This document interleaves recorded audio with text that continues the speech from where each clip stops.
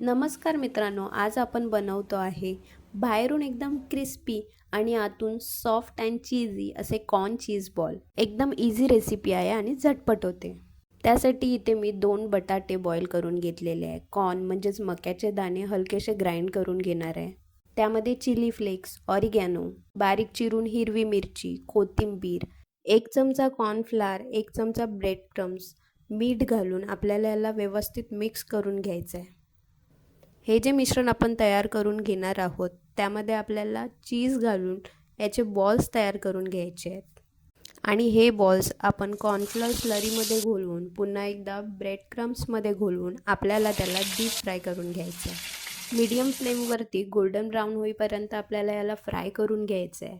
खूप क्रिस्पी आणि आतून टेस्टला तर एकच नंबर होतात हे कॉर्न चीज बॉल. तुम्ही पण सेम याच पद्धतीने नक्की ट्राय करून बघा, नक्की आवडेल तुम्हाला. आणि आवडल्यास आपल्या चॅनलला लाईक, शेअर, सबस्क्राईब करायला विसरू नका. थँक्यू.